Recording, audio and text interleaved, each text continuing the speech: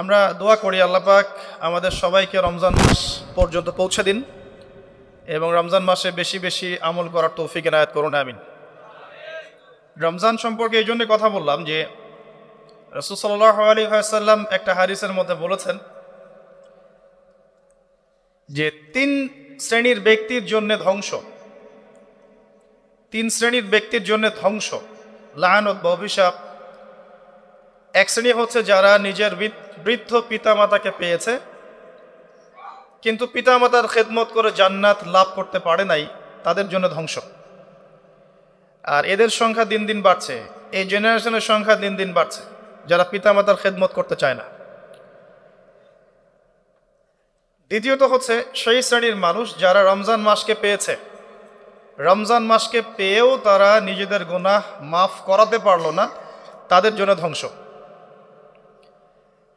তৃতীয় শ্রেণী হচ্ছে তারা যাদের সামনে রাসূলুল্লাহ সাল্লাল্লাহু আলাইহি ওয়াসাল্লামের নাম উচ্চারিত হয়েছে কিন্তু রাসূলের নাম শুনে তারা দরুদ পাঠ করেন নাই। এই তিন শ্রেণীর ব্যক্তির জন্য রাসূলুল্লাহ সাল্লাল্লাহু আলাইহি ওয়াসাল্লাম ধ্বংসের দোয়া করেছেন। আমরা আল্লাহর কাছে দোয়া করি আল্লাহ পাক আমাদেরকে এই তিন শ্রেণীর অন্তর্ভুক্ত না করুন, আমিন।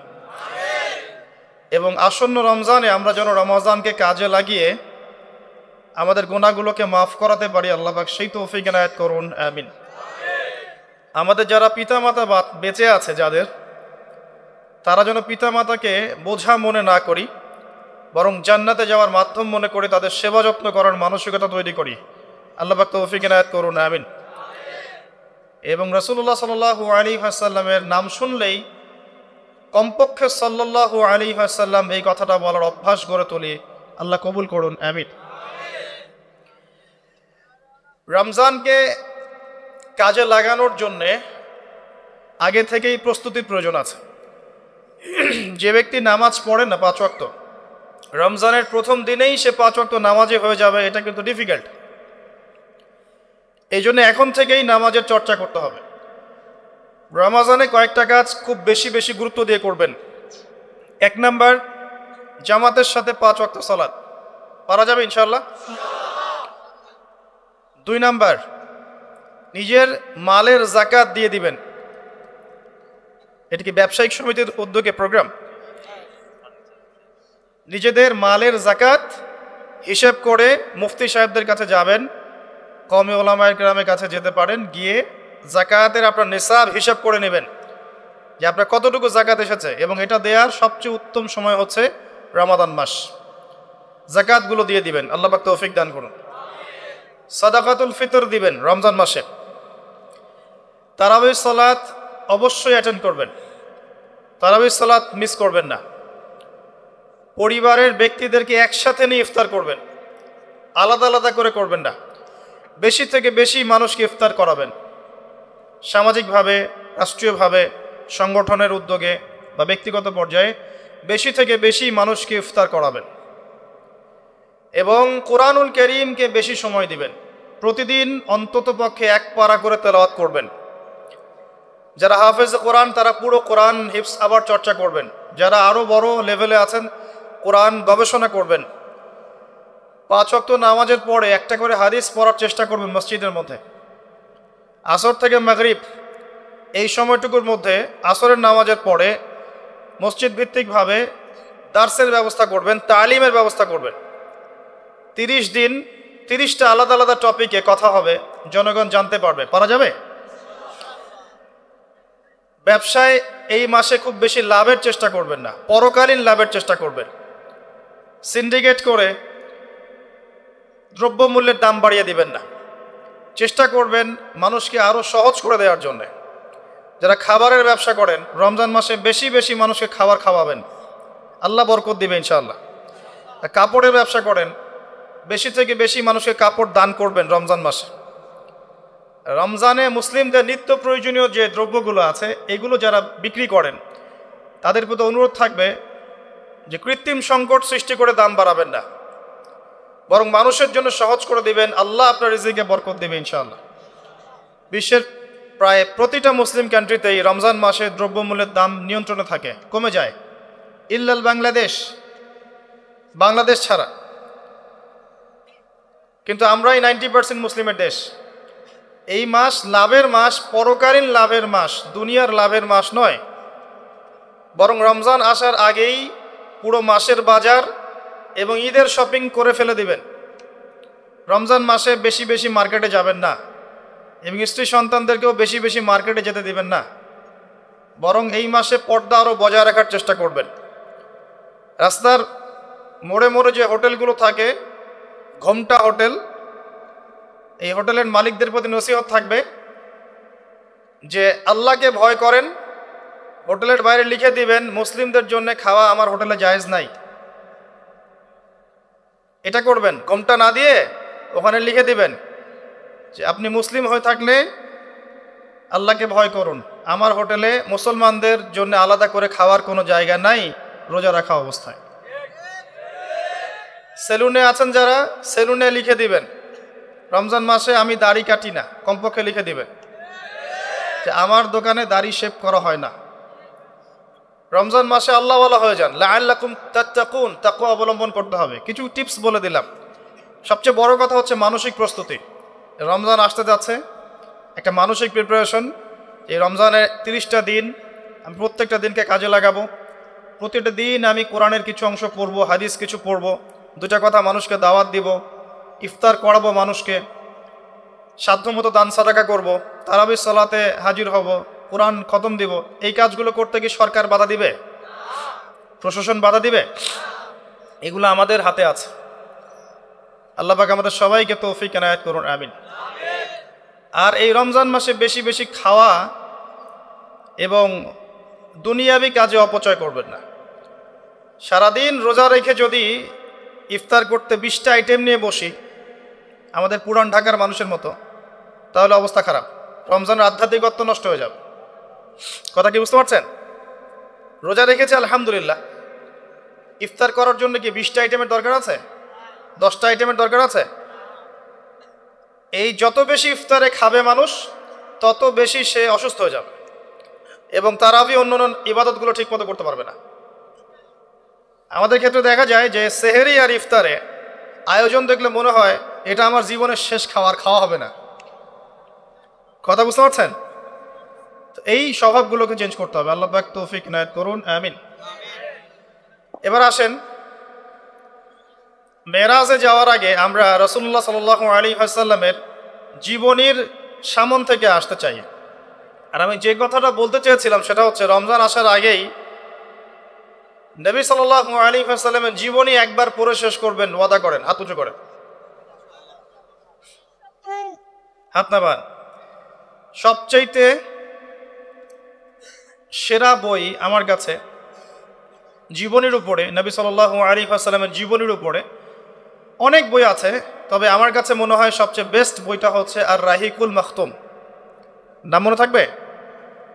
রাহিকুল মাখতুম, আল্লামা সফিউর রহমান মোবারকপুরি রাহিমাহুল্লাহ, যিনি এই সাবকন্টিনেন্টের মানুষ ছিলেন, তিনি বইটা লিখেছেন এবং বইটা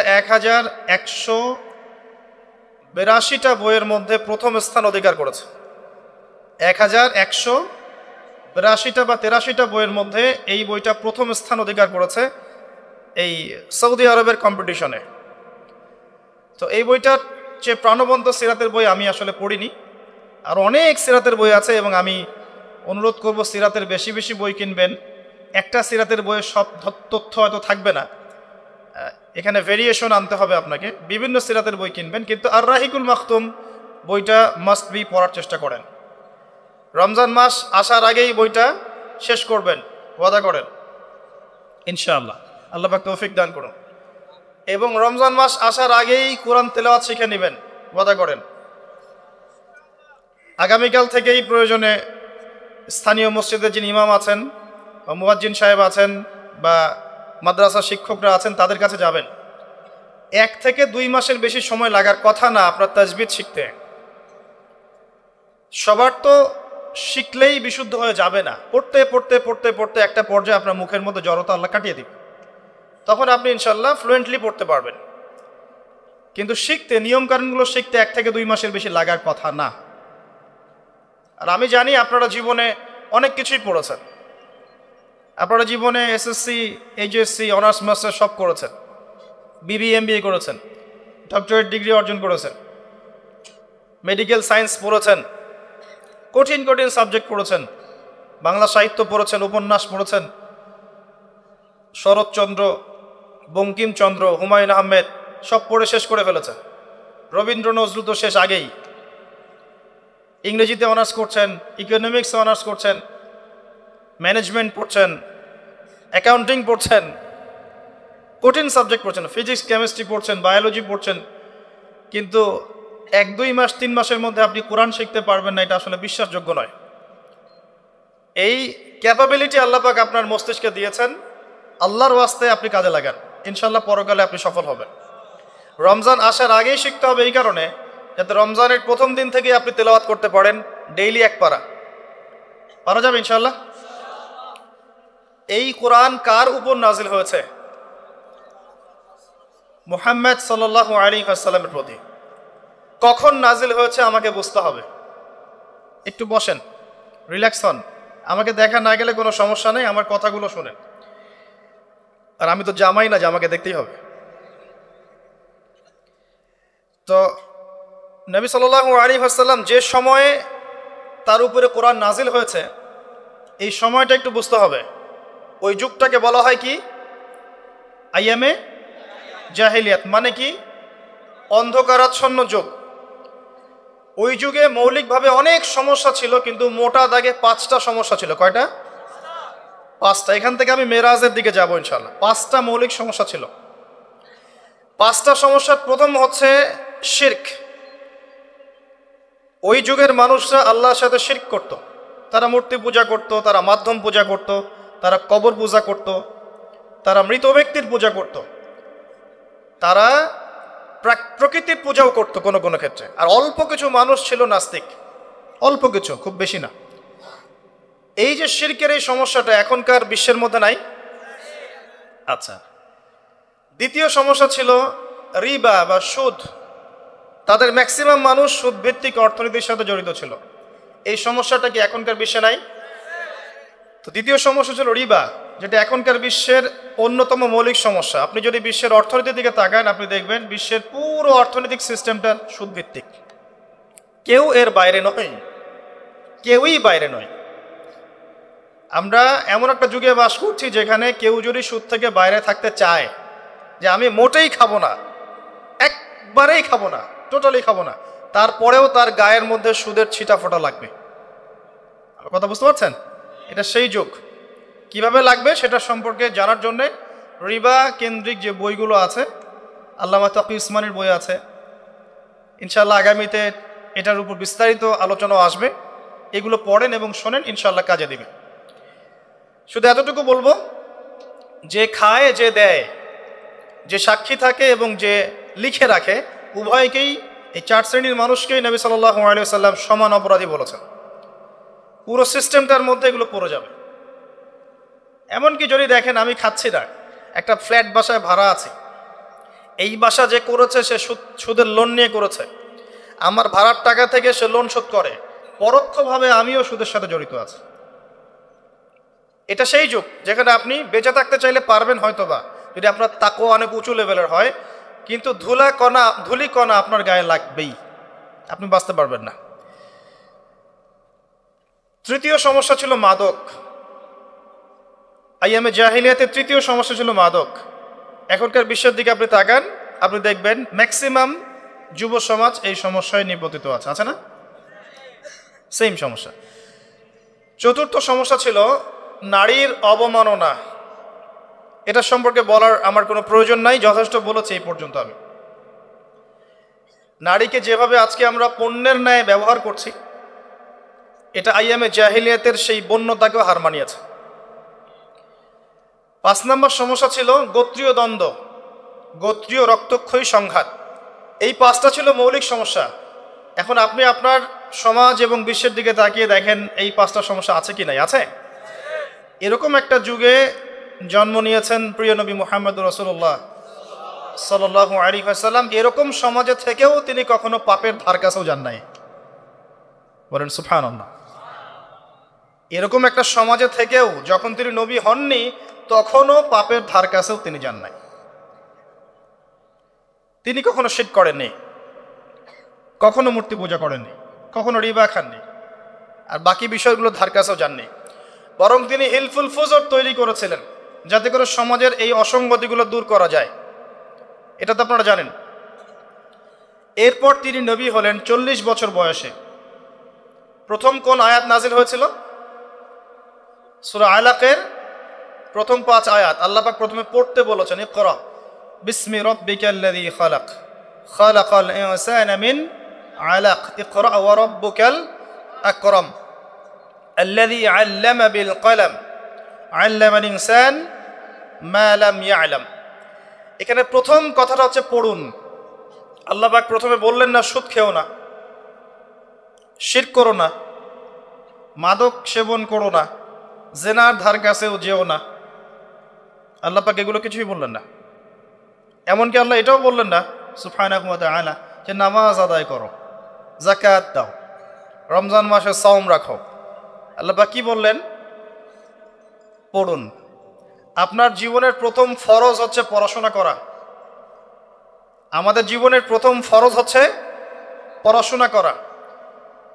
যে যত বেশি কনস্ট্রাকটিভ সিলেবাসে পড়াশোনা করবে তার অন্তর্দৃষ্টি তত বেশি সুদূর প্রসারী হবে ইনশাআল্লাহ তাআলা, এবং তার আমল আরও সুন্দর হবে, তার ব্যবহার সুন্দর হবে, চরিত্র সুন্দর হবে, তার মনুষ্যত্ব ভালো হবে। তার দ্বারা সমাজ, দেশ, রাষ্ট্র, উম্মাহ ভালো কিছু পাবে ইনশাআল্লাহ।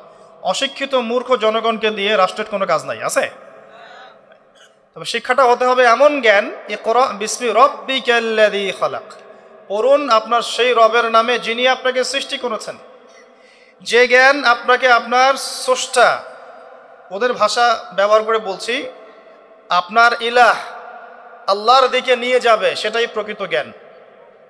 যে জ্ঞানটা আপনাকে আল্লাহ থেকে দূরে সরাচ্ছে দিন দিন, এটা জ্ঞান নয়, এটা জাহেলিয়াত। আমি কি বুঝাতে পারছি? এবার আপনি চিন্তা করে দেখেন যে আপনার জ্ঞানটা আপনাকে কি আল্লাহর দিকে নিয়ে যাচ্ছে নাকি আল্লাহ থেকে দূরে সরাচ্ছে। এরপরে আপনি চিন্তা করবেন আপনি প্রকৃত জ্ঞানী কিনা।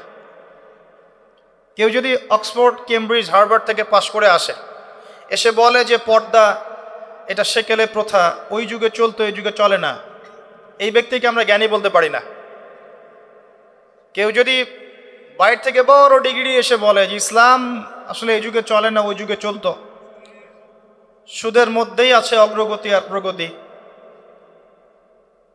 ফ্রি মিক্সিং ভালো জিনিস, ছেলে মেয়ে একসাথে পথ চলবে, খারাপ কিছু না, মাদকদ্রব্য খাওয়াই যায়, মানুষ মাদকদ্রব্য খেলে ভালো কাজ করার উৎসাহ পাবে, এরকম কথাবার্তা যদি কেউ বলে, বা আল্লাহর হালালগুলোকে হারাম করে দেয়, হারামগুলোকে হালাল করে নেয়, এই ব্যক্তি বা এই সম্প্রদায়কে আমরা জ্ঞানী বলতে পারি না।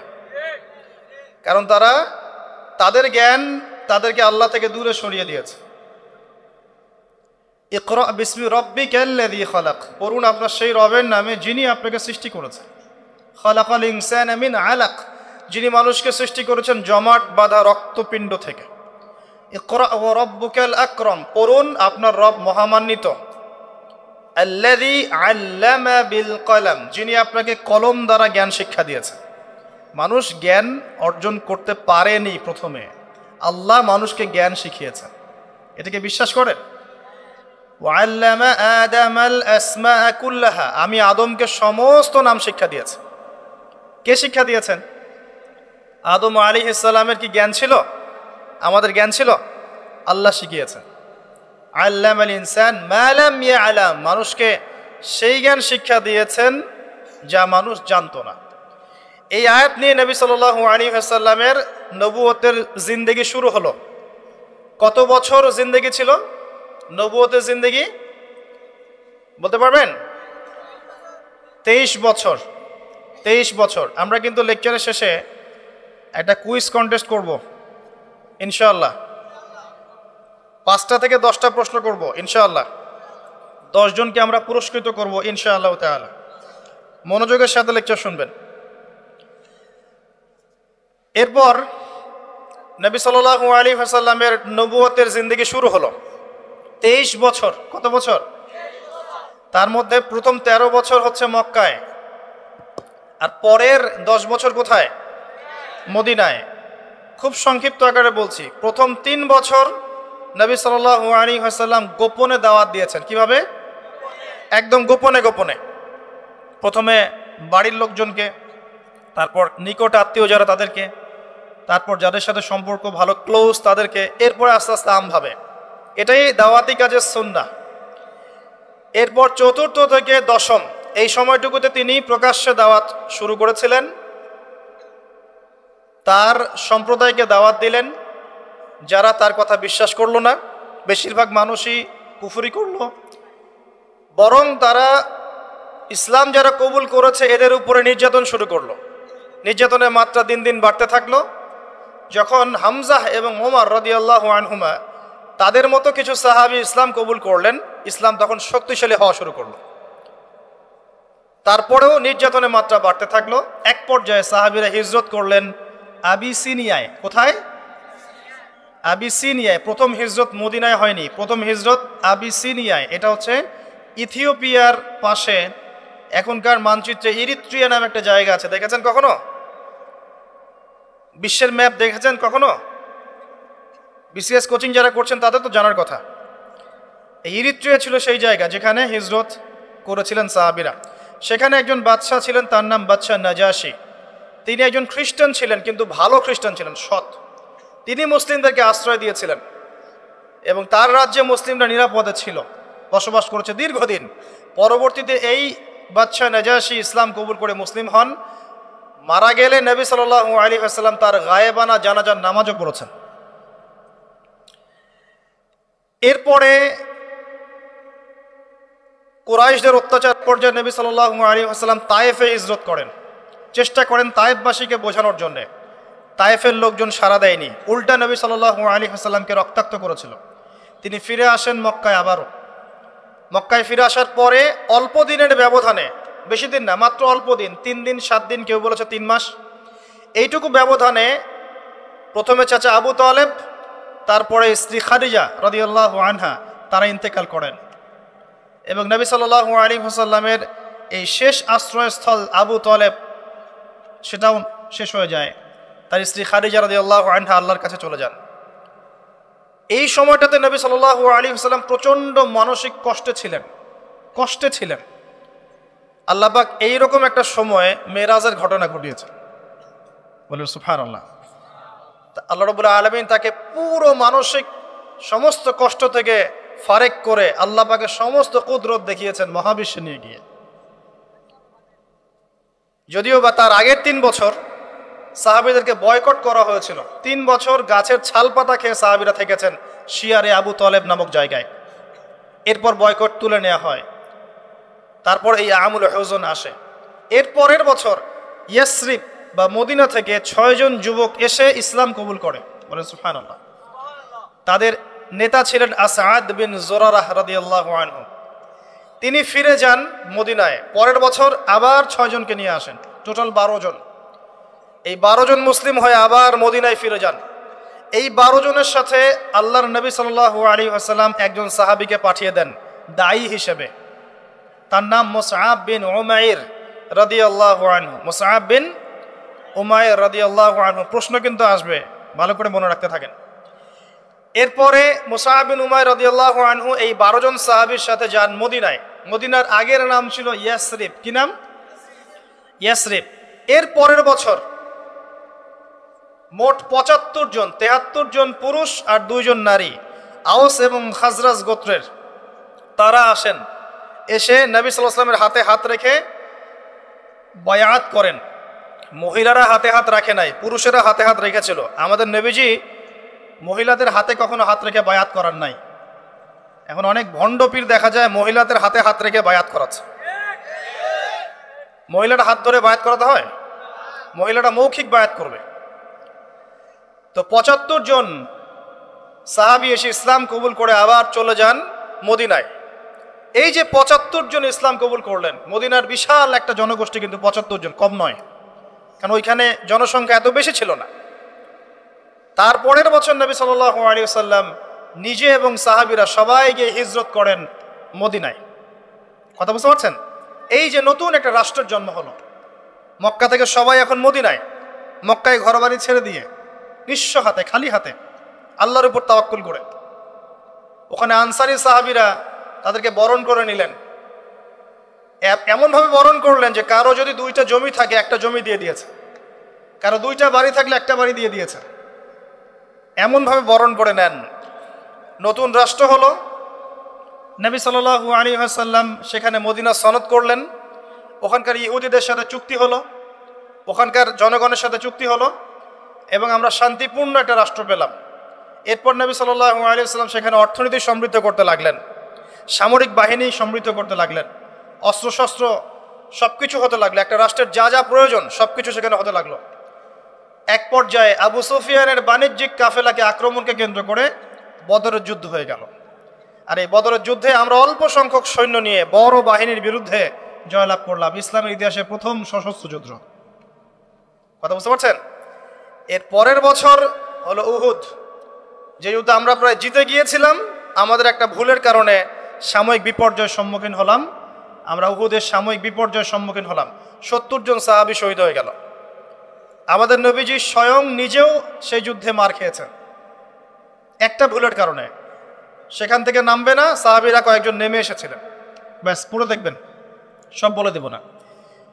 এর পরের বছর খন্দকের যুদ্ধে 3-4 মাস অবরোধ করে রাখা হয় মদিনাকে। শেষমেশ তারা কিছুই লাভ করতে পারলো না, ফিরে চলে গেল। এরপর থেকে মুসলিমরা আক্রমণাত্মক যুদ্ধ শুরু করলো। একে একে বিভিন্ন গাজওয়া এবং সারিয়া হতে লাগলো, মুসলিমরা সমৃদ্ধ হতে লাগলো, সম্পদ বাড়তে লাগলো, জনবল বাড়তে লাগলো, অর্থনীতি সমৃদ্ধ হতে লাগলো, অস্ত্রশস্ত্র বাড়তে লাগলো, সব ডিপার্টমেন্ট থেকে আমরা রাইজ করতে লাগলাম। শুধু তাই না, পররাষ্ট্র নীতিও ইমপ্লিমেন্ট করা হলো, বিভিন্ন রাষ্ট্রপ্রধানদের কাছে চিঠি পাঠানো হচ্ছে। এর মধ্যে একবার নবী সাল্লাল্লাহু আলাইহি ওয়াসাল্লাম স্বপ্নে দেখলেন তিনি মক্কা তাওয়াফ করছেন, কাবা তাওয়াফ করছেন। সাহাবীরা বুঝে নিলেন যে আমরা মক্কায় যাচ্ছি। তারা মক্কায় যাওয়া শুরু করলেন। 1400 সাহাবী হুদাইবিয়া নামক জায়গায় আটকে দেওয়া হলো, যাওয়া যাবে না, এই বছর ফেরত যেতে হবে, পরের বছর আসতে হবে। তোমাদের কেউ আমাদের দলে আসলে ফেরত দিব না, আমাদের কেউ তোমাদের দলে গেলে ফেরত দিতে হবে। আগামী 10 বছর আমরা কেউ কারোর সাথে যুদ্ধ করব না। আগামী বছর ওমরা করতে আসবে মাত্র 3 দিনের জন্য, কোনো অস্ত্র সাথে আনা যাবে না। সবগুলোতে নবীজি বললেন ঠিক আছে, ডিল, কোনো সমস্যা নেই। তারা ফেরত চলে গেলেন। ওই বছর ওমরা করা হলো না। নবীজি ফেরত গিয়েই খায়বার আক্রমণ করলেন। খায়বার ইহুদিরা ছিল, ইহুদিদেরকে পরাজিত করা হলো, খায়বার মুসলিমদের দখলে চলে আসলো। এর আগে আরো 2টা ইহুদি কওমকে সেখান থেকে মদিনা থেকে বহিষ্কার করা হয়, একটা বনু নাজির, একটা হচ্ছে বনু কাইনুকা। আর খন্দকের যুদ্ধে বহিষ্কার করা হয় বনু কুরাইজাকে। এরা সবাই খায়বার আশ্রয় নিয়েছিল। খায়বারকে আক্রমণ করে ইহুদিদেরকে আরব উপদ্বীপ থেকে বের করে দেওয়া। তার পরের বছর হচ্ছে মক্কা বিজয়। নবী সাল্লাল্লাহু আলাইহি ওয়াসাল্লাম মক্কা বিজয় করলেন, মক্কার সমস্ত মূর্তিগুলো ভেঙে ফেললেন। বেলাল রাদিয়াল্লাহু আনহু কাবা ঘরের উপর উঠে আজান দিলেন। নবীজি সবাইকে মাফ করে দিলেন। দলে দলে মানুষ ইসলাম কবুল করলো। সূরা নাসর নাজিল হলো, ইজা জাআ নাসরুল্লাহি ওয়াল ফাতহ। সূরা মাইদা 3 নম্বর আয়াত নাজিল হলো। এরপর নবীজি মদিনায় ফিরে গেলেন। তার মাঝে হুনাইনের যুদ্ধ হয়েছে, এর আগে একটা মোতার যুদ্ধ হয়েছে, তারপর একটা তাবুক যুদ্ধ হয়েছে, ব্যাস। এরপরে মদিনায় ফিরে গিয়ে মাত্র 81 বা 83 দিন নবীজি বেঁচে ছিলেন। তিনি বলে গেলেন তার আগে বিদায় হজের ভাষণে, তোমরা সবাই ভাই ভাই, সাদার উপর কালো, কালোর উপর সাদা, ধনীর উপর গরিব, গরিবের উপর ধনী, আরবের উপর অনরব, অনরবের উপর আরব, কোনো ভেদাভেদ নাই। তোমরা সবাই আদম সন্তান, আদম মাটির সন্তান। নবীজি বললেন সাল্লাল্লাহু আলাইহি ওয়াসাল্লাম, সাহাবীরা, আমি কি তোমাদের কাছে আমার অর্পিত দায়িত্ব পালন করেছি, পৌঁছে দিয়েছি? সাহাবায়ে কেরাম বললেন, হ্যাঁ, আমরা সাক্ষ্য দিয়েছি আপনি পৌঁছে দিয়েছেন। নবীজি বললেন, আল্লাহুম্মা ফাশহাদ, আল্লাহ আপনি সাক্ষ্য থাকেন আমি আমার দায়িত্ব পৌঁছে দিয়েছি। এভাবে তার জীবনটা শেষ হয়ে যায়। এই হলো সংক্ষিপ্ত সিরাত, ডিটেইলস পড়বেন।